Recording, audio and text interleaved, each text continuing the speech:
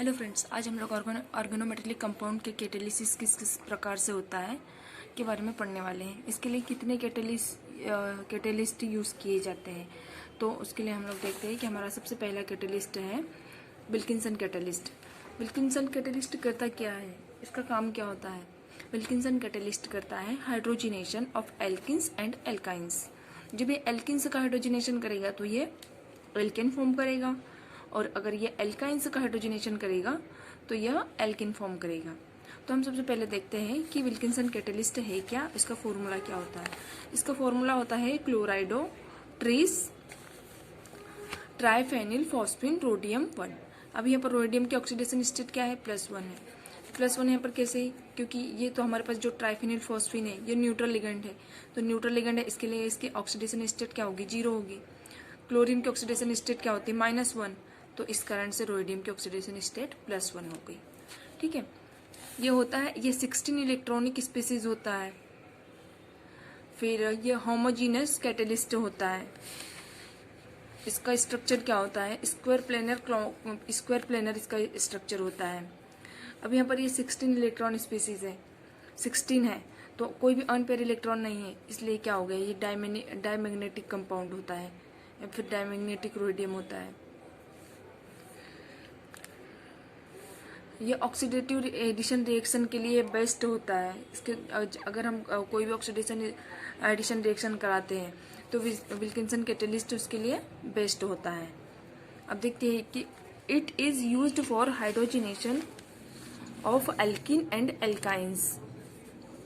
ये देखते हैं एल्किन्स, जब एल्किन्स का हाइड्रोजिनेशन होगा तो यहाँ पर एल्केन फॉर्म हो रहा है, ये एल्किन्स फॉर्म हो गया है।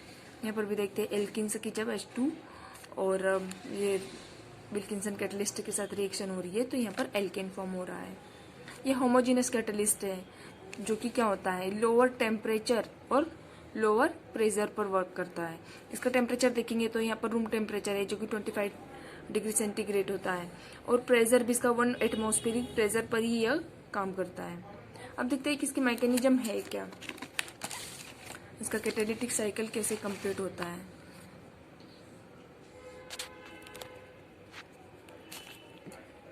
This reaction proceed through the following step.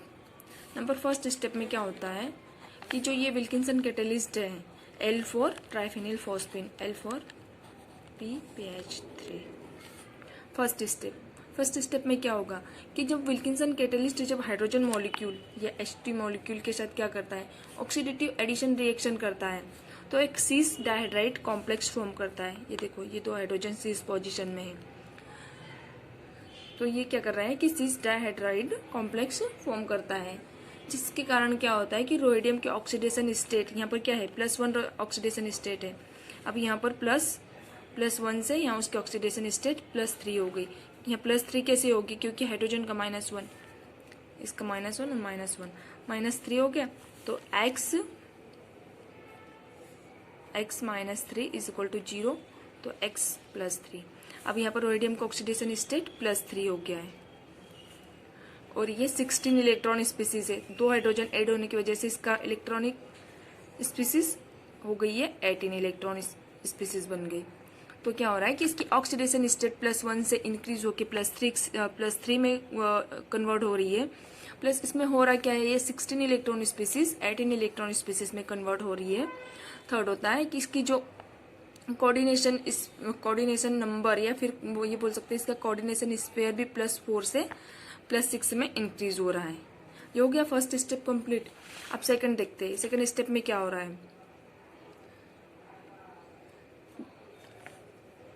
जो ये हेक्सा कोऑर्डिनेटेड रोडियम +3 कॉम्प्लेक्स है, एक बल्कि लिगेंड को लूज करता है। इसमें से बल्कि लिगेंड कौन सा है, ये ट्राइफेनिल फॉस्फिन एक लिगेंड को लूज कर देगा, जिसके कारण क्या होगा कि इसमें एक वैकेंट साइट अवेलेबल हो जाएगी, और हमारा 18 इलेक्ट्रॉनिक स्पीसीज फिर से 16 इलेक्ट्रॉनिक स्पीसीज में कन्वर्ट हो जाएगा।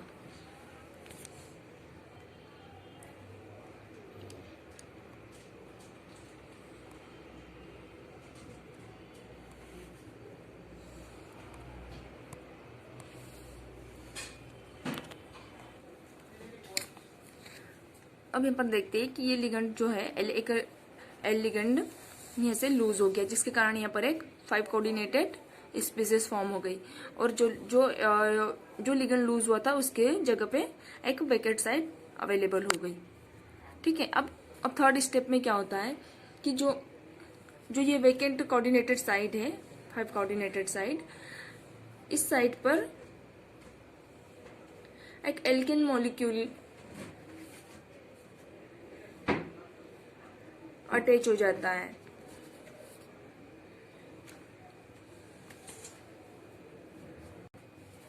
स्टेप 3 में क्या होता है कि जो ये रोइडियम मॉलिक्यूल के पास जो वैकेंट साइट है, इस वैकेंट साइट पे एक एल्केन मॉलिक्यूल कोऑर्डिनेट हो जाएगा। ये एल्केन मॉलिक्यूल यहाँ पर कोऑर्डिनेट हो जाएगा, जिसके कारण क्या हो गया, ये फिर से 16 इलेक्ट्रॉन स्पीसीज ये 18 इलेक्ट्रॉन स्पीसीज में कन्वर्ट हो जाती है। अब यहाँ पर क्या होगा, माइग्रेटरी इंसर्शन रिएक्शन होता है। ये migratory insertion reaction 1-2 concentrate process के थ्रू होगा।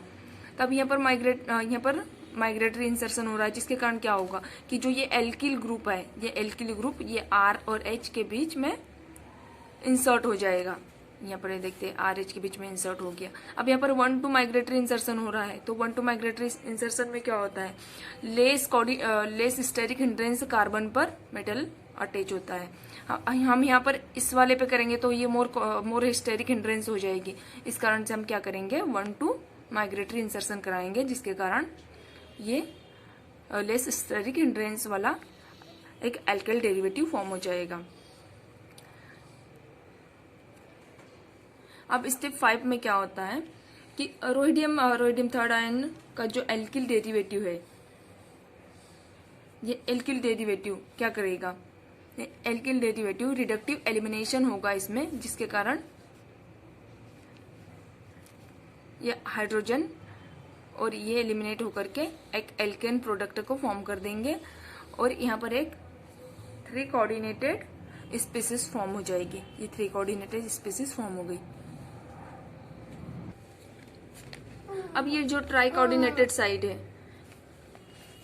जो ट्राई कोऑर्डिनेटेड रोहिडियम कॉम्प्लेक्स है, ये फिर से एक लिगेंड जो कि ट्राइफेनिल फॉस्फेन लिगेंड के साथ अटैच होकर के अपना कैटालिटिक साइकिल कंप्लीट कर रहा है। ये हो गया है।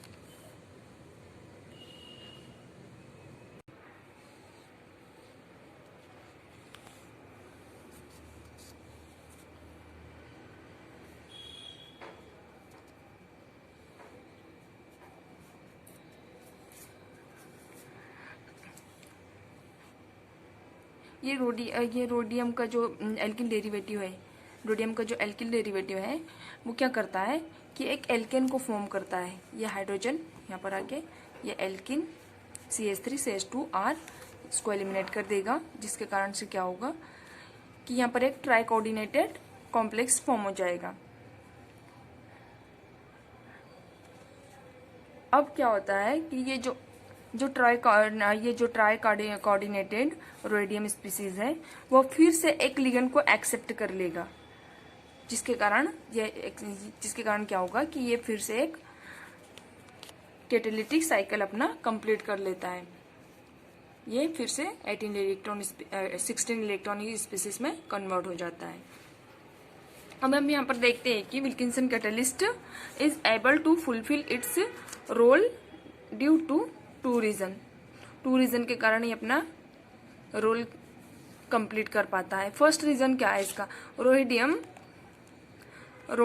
is capable to changing its coordination number. The loss of triphenylphosphine from the cis dihydride complex is facilitated by the large size of the ligand triphenylphosphine, leading to steric hindrance. क्या होता है कि रोडियम जो complex है, rhodium element अपनी coordination number जो है उसको चेंज करने के लिए कैपेबल होता है।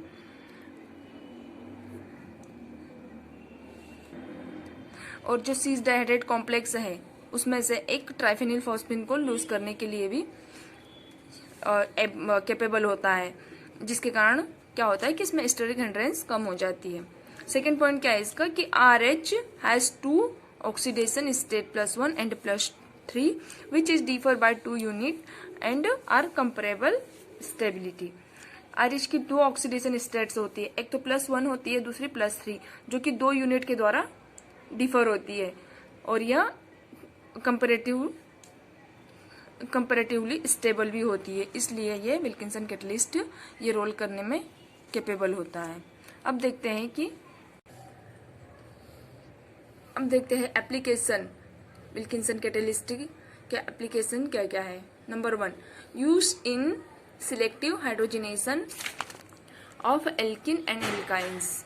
ये क्या करता है, सिलेक्टिव हाइड्रोजनेशन ही करता है सिर्फ। यहाँ पर देखेंगे एल्किन्स जो है, एल्किन्स ये एल्केन में कन्वर्ट हो रहा है without affecting the functional group like CO, CN, nitro aryl और एस्टर्स।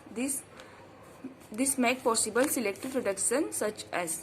अब यहाँ पर देखते हैं कि जो है ये इसमें जो हाइड्रोजनेशन हो रहा है एल्केन्स का, तो एल्केन्स का हाइड्रोजनेशन हो रहा है, इसमें जो भी फंक्शनल ग्रुप है वो अफेक्ट नहीं हो रहा है, सिर्फ यहाँ पर ये डबल बॉन्ड यहाँ पर सिंगल बॉन्ड में कन्वर्ट हो रहा है, एल्किन्स एल्केन में कन्वर्ट हो रहा है। अब दूसरा देखते हैं कि mono and di substituted alkene are reduce much more rapidly than tri और टेट्रा सब्स्टिट्यूटेड एल्किन्स।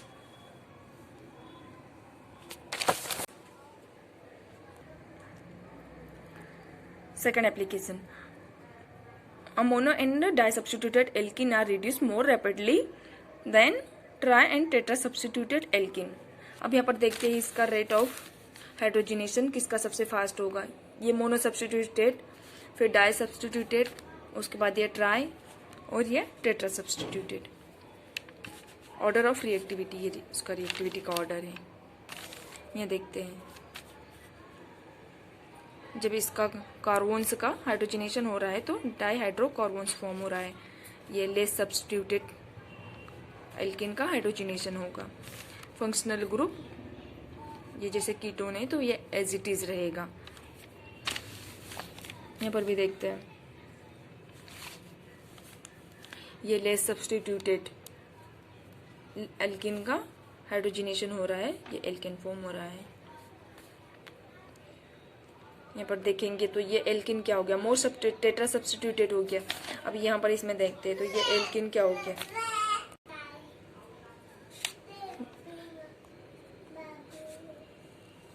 यहाँ पर देखेंगे ये वाला एल्किन जो है ये टेट्रा सब्स्टिट्यूटेड हो गया और ये एल्किन डाई सब्स्टिट्यूटेड।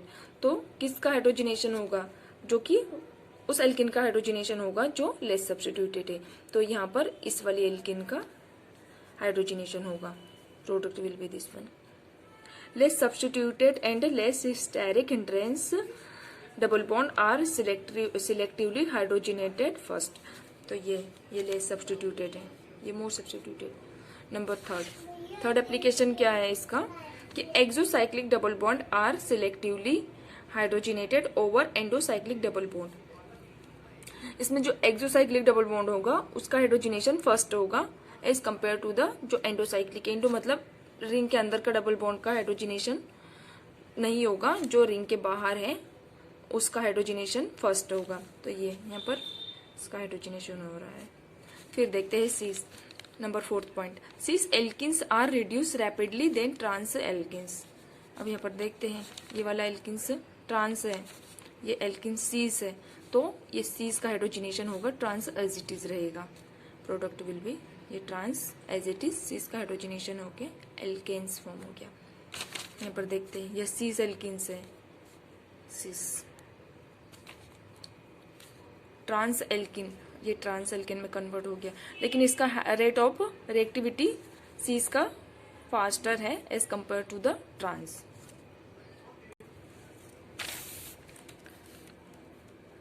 नंबर 5 क्या है, आइसोलेटेड डबल बॉन्ड या फिर उसको बोल सकते हैं हम non conjugated double bond are rapidly hydrogenated over conjugated double bond या कंजुगेटेड डाइन्स। तो यहाँ पर देखेंगे ये कंजुगेशन में है, ये नॉन कंजुगेशन में है।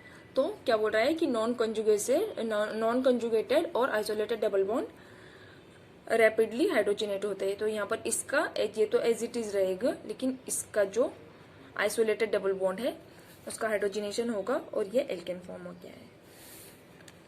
नेक्स्ट एग्जांपल देखते हैं कि ये कंजुगेशन में है, तो कंजुगेशन के नेक्स्ट वाला जो डबल बॉन्ड है उसका हाइड्रोजिनेशन होगा। तो यहाँ पर और पूरा कंपाउंड एज इट इज रहेगा। तो ये तो कंजुगेशन में है, अब इसका हाइड्रोजिनेशन हो गया, तो ये एल्केन फॉर्म हो गया। Number 6, terminal alkynes are hydrogenated more rapidly than terminal alkenes. ये टर्मिनल एल्काइंस है, ये टर्मिनल एल्किन, तो एल्काइन का हाइड्रोजिनेशन फास्ट होगा as compare to the alkenes. तो इसका एल्काइन का हाइड्रोजिनेशन हो रहा है तो क्या फॉर्म हो रहा है, ये एल्किन्स फॉर्म हो रहा है। 1 2 3 4 5 6 7 8 1 2 3 4 5 6 7 8। तो ये यहाँ पर हमारा ऑक्टाडाइइन फॉर्म हो गया है। ये एल्काइंस का हाइड्रोजिनेशन होगा तो एल्किन फॉर्म होगा, और अगर एल्किन का हाइड्रोजिनेशन होता है तो एल्केन फॉर्म होता है। तो यहाँ वही लिखा है कि alkyne are more reactive than alkene with respect to the Wilkinson catalyst because alkyne are less sterically hindered. यहाँ पर एल्काइन से लेस स्टेरिकली हिंडर्ड होते हैं।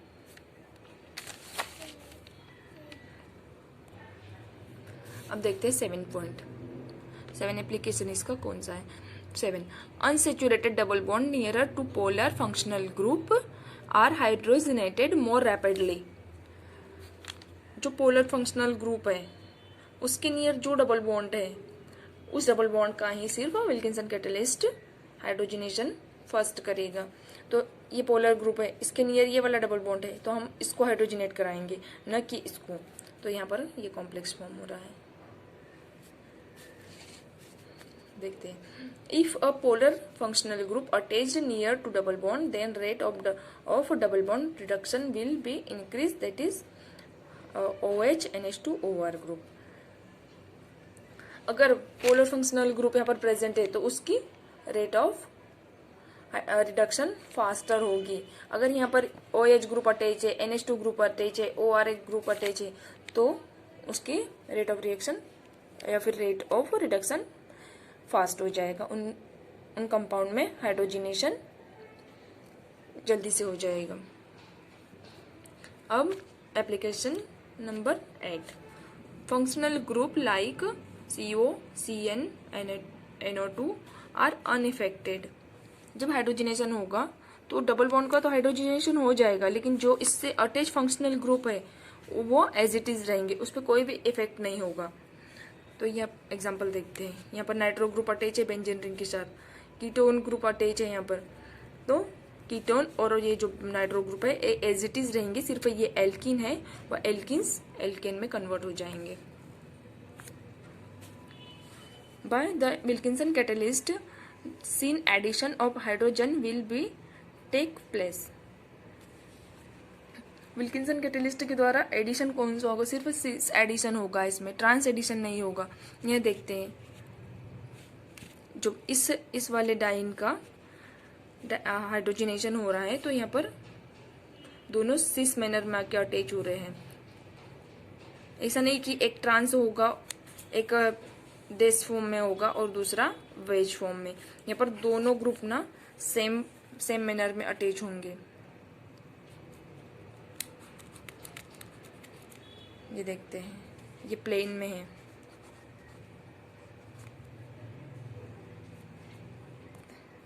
नेक्स्ट एग्जांपल क्या है, ये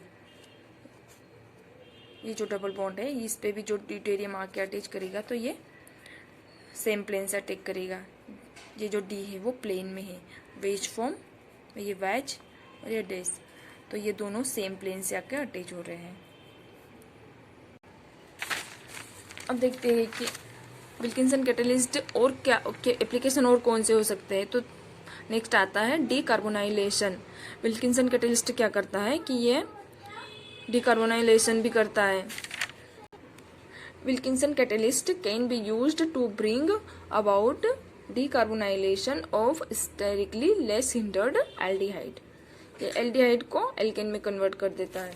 मतलब देखते हैं, ये जो एल्डिहाइड है ये एल्डिहाइड को कीटोन में यहाँ पर एल्केन में कन्वर्ट कर रहा है।